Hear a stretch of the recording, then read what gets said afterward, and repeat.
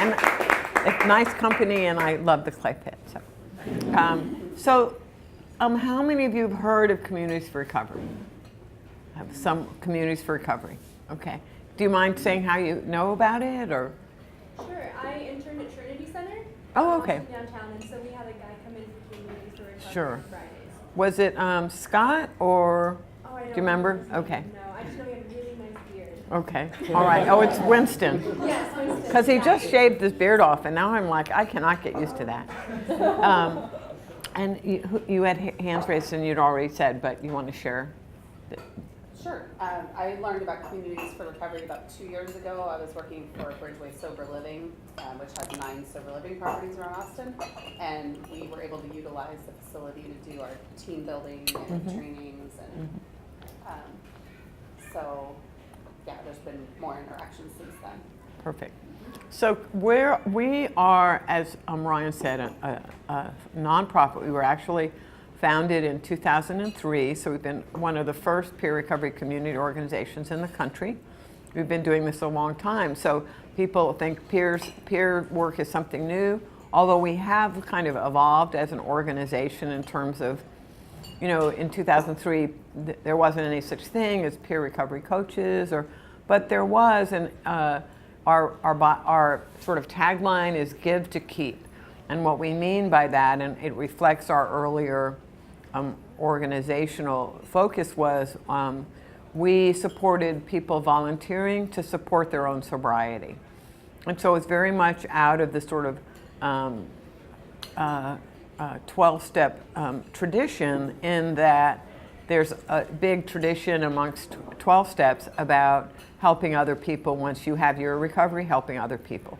So that was kind of, in a lot of ways, the foundation of our organization.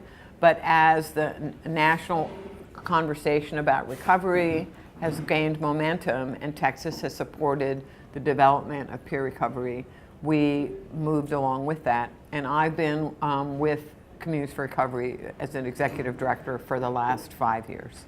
Coming up in February. And so so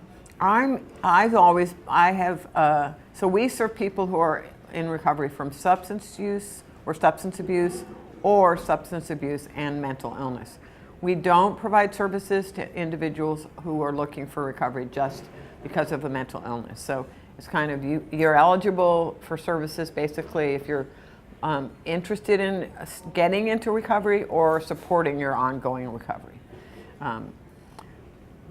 We're a staff of about 28. Over half of those are peer recovery coaches. The majority of us are either in recovery or are family members in recovery. What brings me to this work and the work that I've done my whole life is really pretty much related to mental health and substance use. I'm a family member in recovery, and I have what I say is a strong family history of substance use or mental illness. And I smile because I have a twin sister, and the doctor was talking to her about some things and said, you know, that puts you at risk for having, she asked actually, does your family have a history of substance abuse or mental illness related to this genetic thing? And my sister said, I said, I hope you just started laughing and saying yes, because it's had such a profound impact on our family. And you sort of, for me, I have a very dark sense of humor. I think it's highly useful to have a dark sense of humor when you have a family history like mine. And so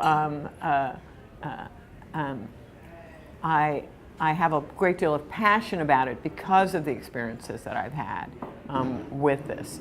So what I wanted to talk about is, you know, for a long time, if you actually look back on what the answers have been, until there were, what the answers have been about how do you help someone who's trying to recover from alcoholism or drug abuse or addiction, the answers have been very limited historically.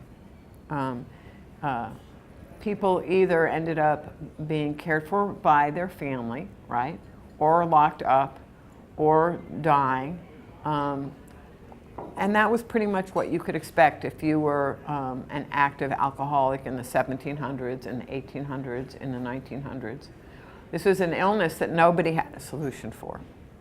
And really that started to change really through the 12 steps. Dr. Bob and Bill W. were the people that founded that, and if you look into the history of that, it's very interesting. And actually there was a movement before the Civil War to start looking at these issues, and it was really had some strong national support, and then the Civil War happened. And people in that movement started taking political positions, and that movement collapsed. And so when it sort of started up again in the 30s with Dr. Bob and Bill W., one of the tenets of that was that people would not take political positions, and people would not share that they were in this movement, and they wanted to avoid what had happened before the Civil War. So we started out with the tradition of nobody talks about being in recovery, and nobody talks about belonging to 12 steps. The standard historical tradition, and I'm sure you, well, maybe you don't, is that you don't share that you're a member of AA or any other other 12-step group. Well, that started changing because people in recovery realized that people who are not in recovery don't know that recovery is possible because nobody ever talked about it. So it was like this best kept secret. So for example, SAMHSA, the Substance Abuse and Mental Health Services Administration, a few years ago changed one of their public health messages to treatment works. Because the average person believes treatment doesn't work. Okay, why do you think the average person believes treatment doesn't work? This is my first open question to you guys, and there's no wrong answers, but I'm just interested. Why do you think? Do you agree that the general public believes that treatment for substance use doesn't work very well? I think there's high numbers of relapse. Yeah, relapse. Okay, that's true. All right. That surprises me though to hear that. I wouldn't have thought that was I would think that the general public would think that treatment is a solution, but that maybe it seems out of reach, that it doesn't seem affordable. People feel ashamed if they find help because they can't do it themselves. So I think what I hear is there's the shame and stigma of the illness. There's the idea that, they're relapsing. So, if they're relapsing, the treatment didn't work. And then there's a whole issue of access to health care, which is a whole other story. Well, and then also if nobody shares. Nobody they were shares, in how do it, you know? Then the ones that it did work for, they wouldn't know about. That's right. They just don't even know. They're sort of generally in the background, and now we have this whole sort of, I call it celebrity culture, where everybody talks about this person who's in rehab, and then everybody looks when they fall down and go back to rehab. And, I can think of countless celebrities, and I know you can too, where there's sort of an ongoing drama about whether they're clean or not. In any event, the average person is in treatment 7 times. Why do you think that is? A lack of support when they. Correct. So, well, and in fact, I know treatment works, but it actually has I'll just say it. I'm not going to try and worry about managing my own opinions. These are my opinions. Well, it's held up by fact. Actually, treatment has terrible outcomes. Many people go to treatment and return to using. And the reason they do return to using has to do with what you talked about, lack of support. So I'm going to do a little experiment. I'm going to have you count off as 1, 2s, starting with you. 1, 2, 1, 2, 1. 1, 2. Okay. So pretend that you're now in front of me, your doctor. And I'm going to be talking to each of you like you're the patient. tell me your name again, Anastasia. So I'll use you as a guinea pig if you don't mind. We also, we won't put like some of this stuff online. We're worried about the camera filming. Oh. Yeah, if you're, yeah. It's just me. You're not going to hear anybody else. Good. Okay. So I'm going to be the doctor, and I'm going to tell you. So Anastasia, I have really bad news for you today. And I'm sorry to break this difficult news to you, but I've diagnosed you with a long-term, lifetime chronic illness. And it's going to mean that you have to make really significant changes in your life. So I'm going to ask you a couple of personal questions, and I'm hoping, you know, since I've been your doctor for so long, that you're able to give me honest answers about this. So if you are ones, you're going to have a strong family history of alcohol and drug abuse, and if you're twos, you're not. So Anastasia, are there other people in your family who struggle with alcohol and drugs? Yes, actually, there have been several. Okay, all right. And so they're actively using? Yes. Okay. Some of them. Yeah, some of them. Are you living with any of them? Yes, one of them. Okay, all right. So, you know what, I'm going to make a strong recommendation that you don't live with those people anymore. Oh. Okay. And then my next question is, do you have a lot of friends who use? Some do and some don't. Okay, do a lot of your social activities revolve around your using? Several, yeah. Okay, so now I'm going to also recommend that you change your friends and stop doing those social activities and create a new set of friends and a new set of activities that have nothing to do with alcohol and drugs. Okay. Okay. Try that on for a minute. Okay. How do you think you would feel after getting that kind of news? Your life would turn upside down. Yeah. Okay, so now those who have no family history, let's say you're a family that you're out there, you really sort of don't know much about alcohol and drugs, and you're going to try and do your best. Now, I'm going to just switch around like this. So I'm hoping you're all comfortable because I'm really sort of bringing home this experience. So I'm now, I'll ask instead of picking on you, who wants to be the person who's the active addict with a family that you're still somewhat connected to? Who wants to role play that with me? You want to? Okay. So tell me your name again. Charlie. So Charlie, I'm going to be your mom. And you're going to come home and tell me about the doctor's diagnosis. Okay. So the doctor said that I'm going to need to change my friendships, change my activities and what I do for fun or throughout my day. Oh, Charlie, this is just terrible news. This is so embarrassing. What am I going to tell all my friends and family? I mean, I knew you were in trouble, but so I'm going to be awful. Like this feels terrible, but this is, yeah, you know. So I apologize ahead of time. This is really terrible news, and I'm not sure how to help you. You know, do you need some money, or you know, how can I help? I don't know. Well, you know, I'm just not sure. Are you sure he says you can't drink anymore? Yes. Okay. That was for sure. Well, I can't hang out with the same people. And okay. I have to. Does that mean I should take all the alcohol out of the house? Does that mean I can't serve alcohol at Christmas and New Year's and? I don't have those answers.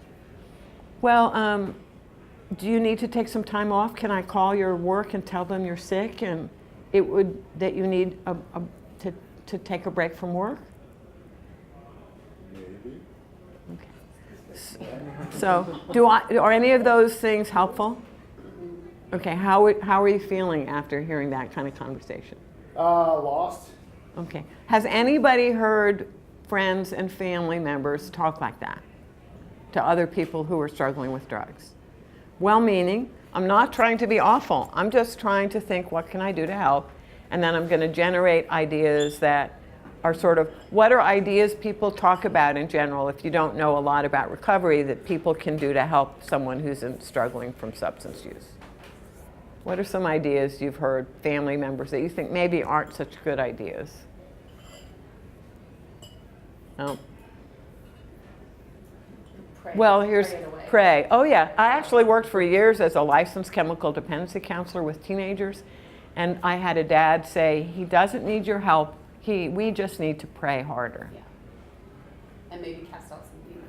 That's right. It's true. As This actually, happens. he said, the devil is talking to him, and really the church will be praying. Right, the church solutions. I remember this one couple, I was in my 30s at the time, and they were in their 60s, and they came to me and asked me, should they take out a second mortgage? They're in their 60s. Should they take out a second mortgage to pay for their son to go to treatment for the 8th time? Did they, and I'm saying this because I think it's such a struggle to know what to do, and also because I wanted you to have for a moment trying on, what is it like to get to face this kind of illness, and then what does it mean in terms of what it takes to get well? What kind of resources do you have? And for many of the people that we work with, they have been in their active addiction for so long that they don't have any family members supporting them. They're basically, the families have said, I've had it, I can't help you anymore, you can't live here, I'm not giving you money.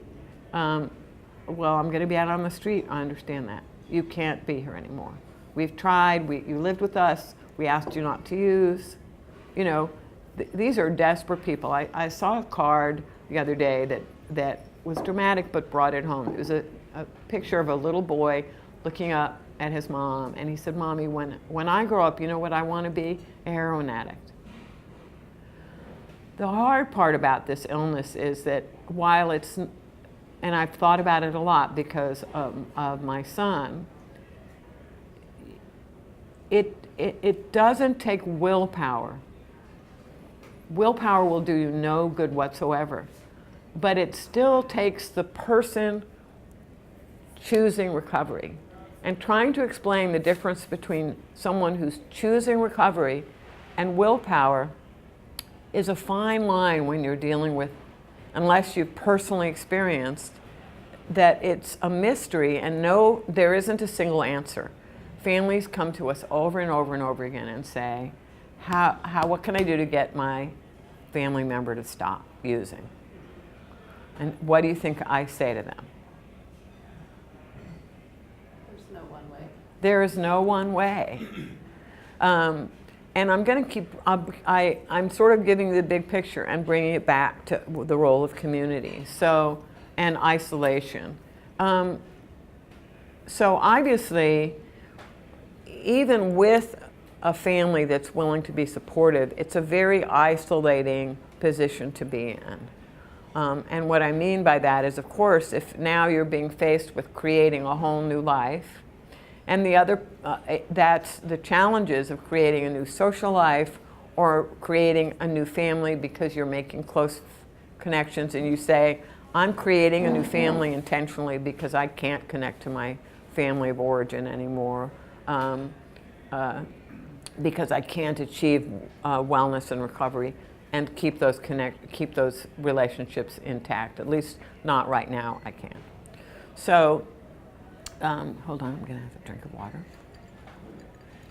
Well, can I play the devil's advocate Mm-hmm. just for a minute? That, like, as somebody who's a family member, I mean, the sort of the line for the family is, if you bring them in, you're enabling them, right? I'm gonna So talk if about that. you- Mhm. Like, so, the family members are sort of, I think that is a huge, and why we're here is because the line that the families are given isn't necessarily the helpful one, right? Mm-mm.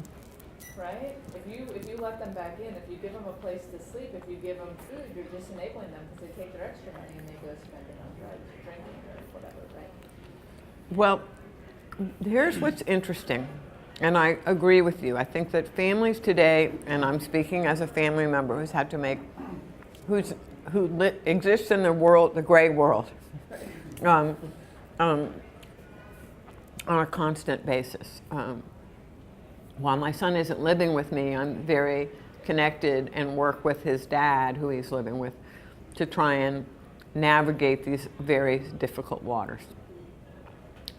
So that, you know, when the 12-step community grew up, the doctor, I don't know if it was Bill W. or Dr. Bob's wife, but one of them also created Al-Anon. Does anyone remember which one it was? Maybe them both together. And the standard Al-Anon approach is you've got to let them hit bottom, and you've got to practice tough love. That is the standard Al-Anon approach. And the standard, and it means, you know, you don't have them living with you if that's become impossible. You don't give them any money. You don't give them support. And you figure that sooner or later they'll hit enough of a rough bottom that they will reach out and ask for help. What I can tell you is that is not what research supports. And I brought one of the books that I have found very helpful, and this is sort of the family program that we practice and support. We have a family education program at Communities for Recovery, and it's called Beyond Addiction, and it's how science and kindness help people change. And while I'll read just this little back, it's based on cognitive behavioral therapy, which is really changing how you think, and because you're changing, it's not just changing how you think, but cognitive behavioral therapy basically says if you change how you think, you will change how you act.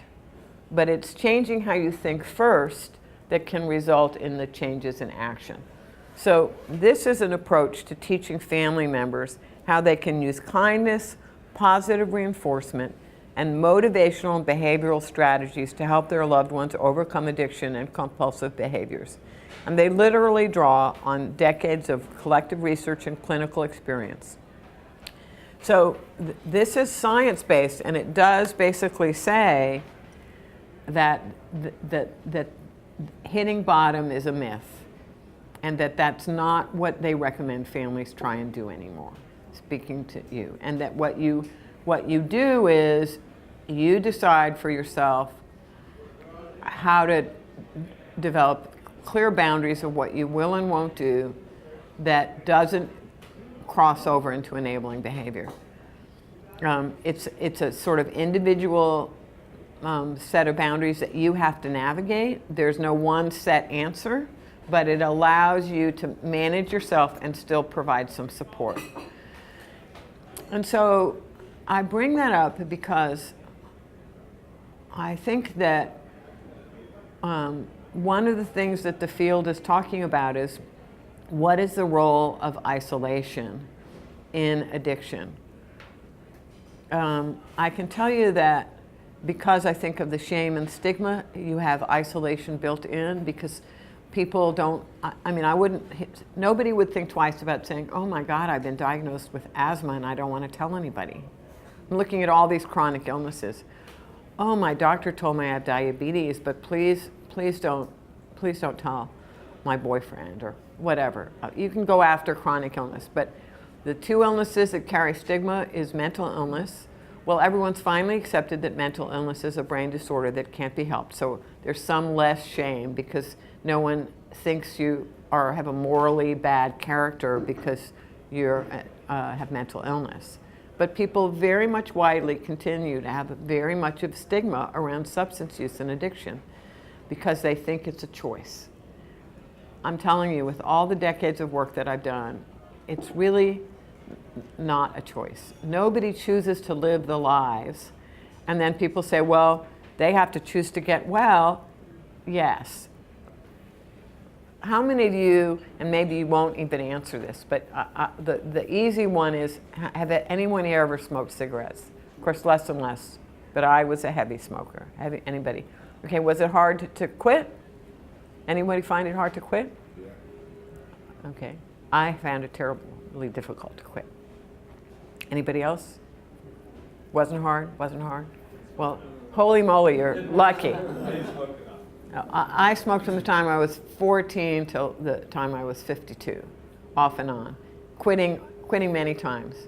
And you know what I would say when I wanted finally was like, you know, I can remember I was at a friend's wake. Here's what I said. It's so embarrassing. I'll just have one. That is what I said over and over. When my dad was dying, I thought, you know, I'm going to smoke this summer. You know, that was a great coping mechanism for me.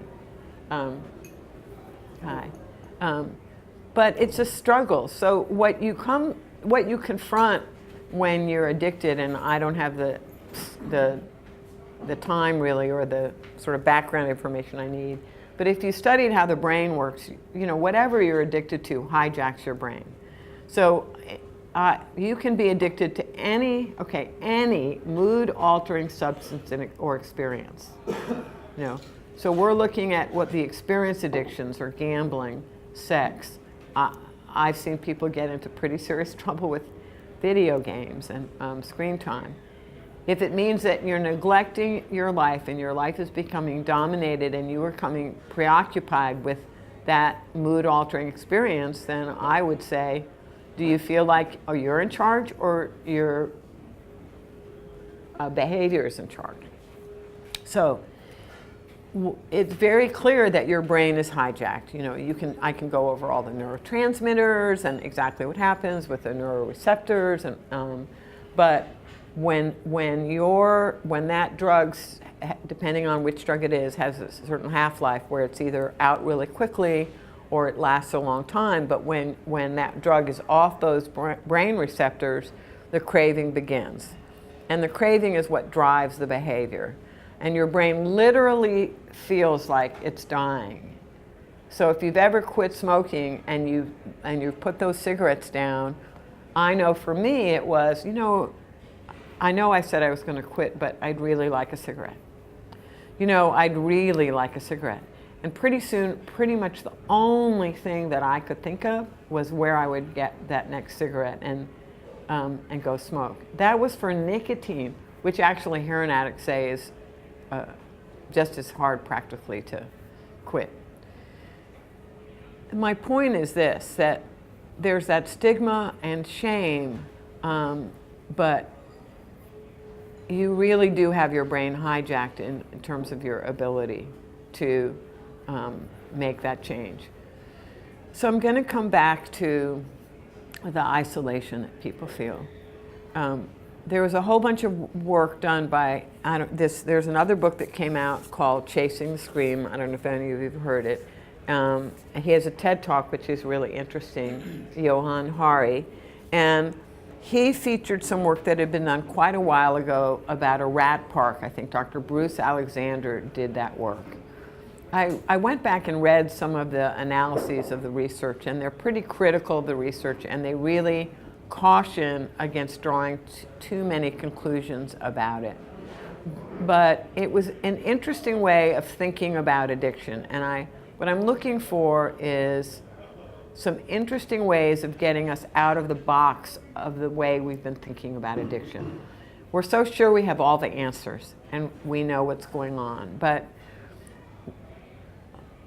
what Dr. Bruce Alexander found was that a lot of the ideas that we had about addiction were based on, you know, that you could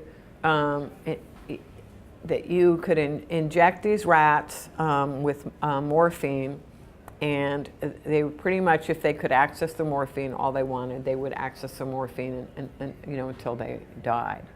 And then he took these rats out, but they were all in little cages, like little, I don't know if you've ever done rat research, I have, but they're these teeny little horrible cages. They don't have any social interactions with other rats. Well, rats are social animals. So then he built what he called a rat park, and it was this, you know, like in his garage, like this huge wooden box, like half, you know, quarter the size of this room. And the rats that had been addicted were now allowed to interact and play with other rats and live a more normal life. And they chose social interaction and stopped using the morphine. And so the conclusion that Dr. Alexander came to was that it's a disease of isolation. And that if you give a rich social environment to an addict, that they would discontinue their use. Now, it's a wonderful idea, and I wish it were that simple, but in some ways he's on to something, and here's what I mean about that. So when people come out of treatment, whether they have a supportive family or not, here's the standard answer: 90 meetings in 90 days. That's the standard answer. And that means that you're supposed to go to 90 12-step meetings in 90 days, and that's going to support your recovery. I think the reason why treatment has a history of failing over and over again is that, so I'm going to backtrack and give you a piece that I will bring back to that. So remember the 90 meetings in 90 days. Is that, so can I pick on, anyone else want to be picked on for role play? So can I pick on you? All right, so I'll be your doctor and you have diabetes, okay? So now that we've diagnosed your diabetes, I'm going to write down everything that you're supposed to do to manage your diabetes. And you just had this crisis with diabetes, and we had to hospitalize you.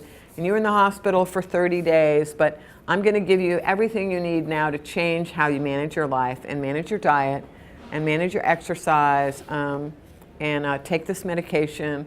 And I'm sure that's all you're going to need, and I don't expect. You're not going to have any fluctuations in your blood sugar anymore now, and you call me if you have any questions. Okay. Okay. So do we say that to people with diabetes? Why don't we say that to people with diabetes? Does anyone know someone who has diabetes? Can it be hard to manage diabetes? Okay. What is it? Does it take serious behavioral changes? Yes. So what's changed is that we used to act like addiction was an acute illness, and you go for 30 days and then you'd be done. And your acute illness would be over, we detoxed you, the drugs are out of your system, from a public health perspective, you're fine, it's an acute illness, you're done. And then we would wonder why treatment doesn't work.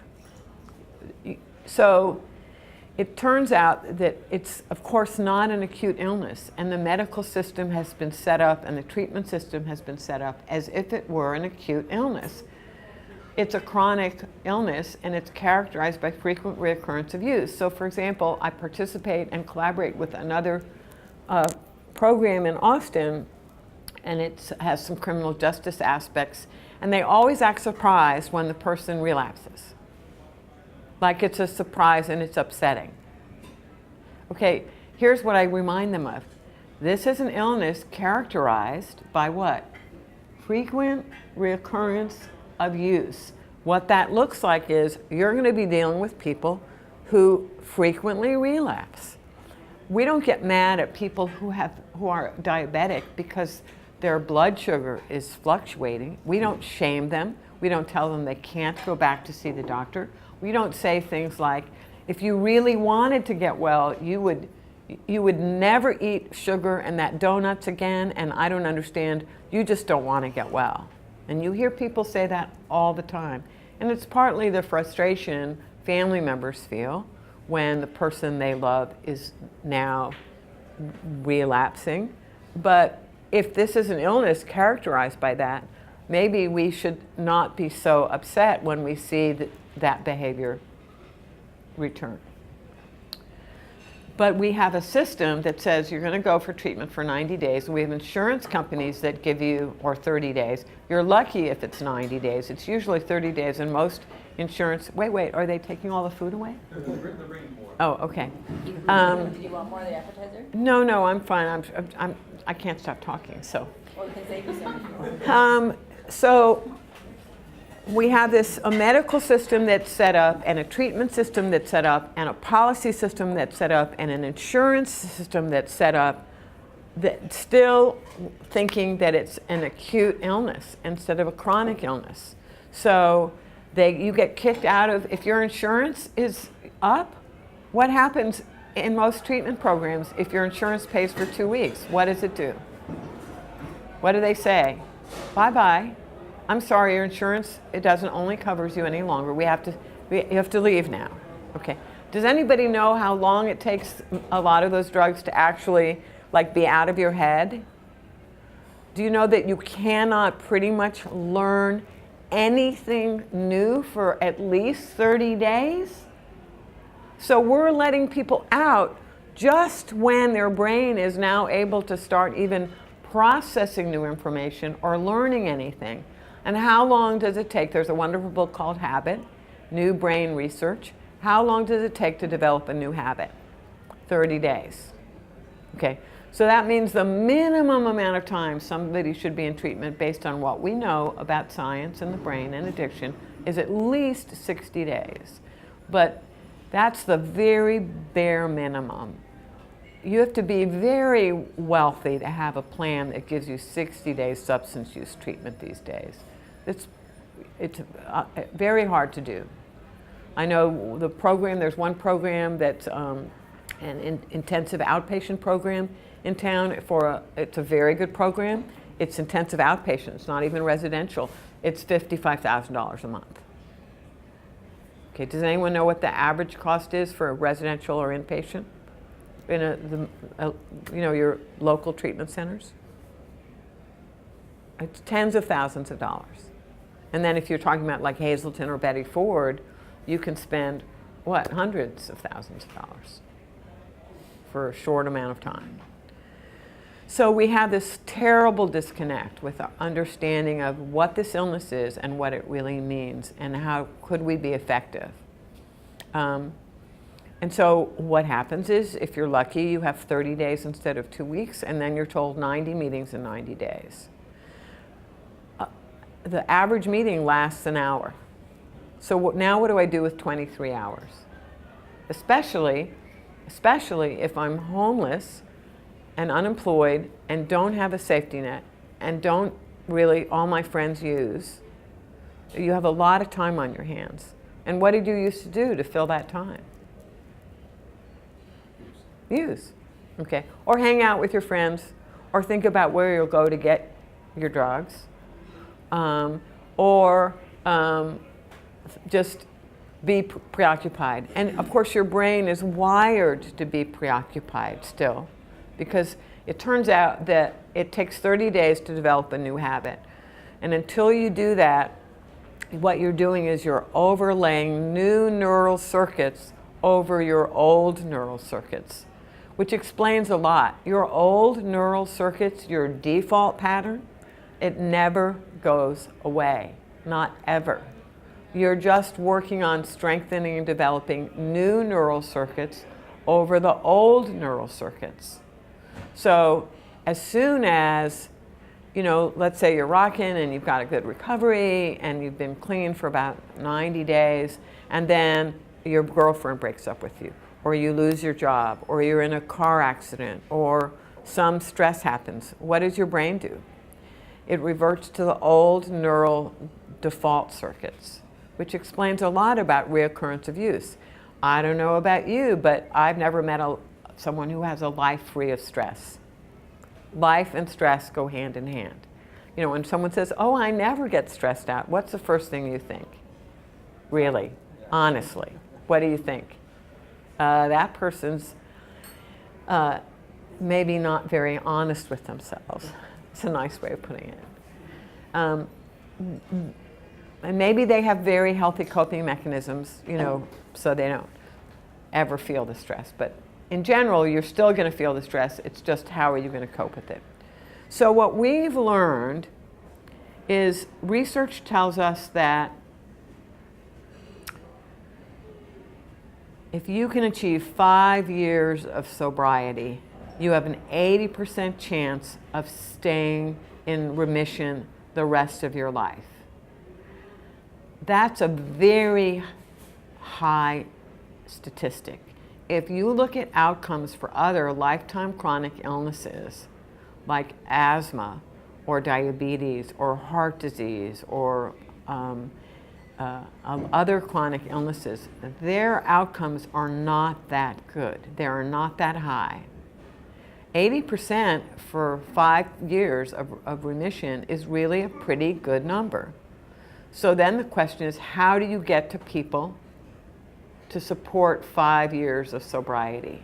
And then we come back to community. It turns out that if you want to support someone achieving 5 years of sobriety, they have to belong to a community of recovery. And that's the path that supports recovery. So what that means is you can find a community to get connected. Now, some people do find their community through Narcotics Anonymous or Alcoholics Anonymous or Cocaine Anonymous or Sex Addicts Anonymous or Gamblers Anonymous. Those things work, but that doesn't work for everybody. That's not a surefire path. It's a wonderful program and it's extremely helpful, but not everybody finds that it works for them. So a larger community like Communities for Recovery, we welcome and support any path to recovery. So we sit down with you and we develop a wellness and recovery plan, and we say, what would you like different in your life? What is it you want in your life? We don't tell them what they should be doing. We don't insist on abstinence. If they say, for example, I need a place to live and I'd like a job, then we focus on those things. And if they're not saying, and that includes not using anything, we don't say, well, we're not going to serve you if you're going to use. We say, let's start with a house and job.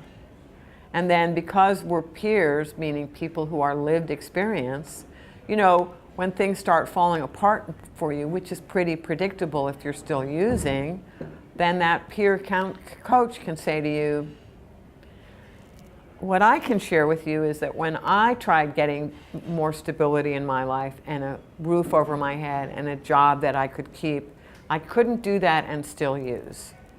That's about the strongest thing we're going to say until you come and say, you know what? My life keeps falling apart.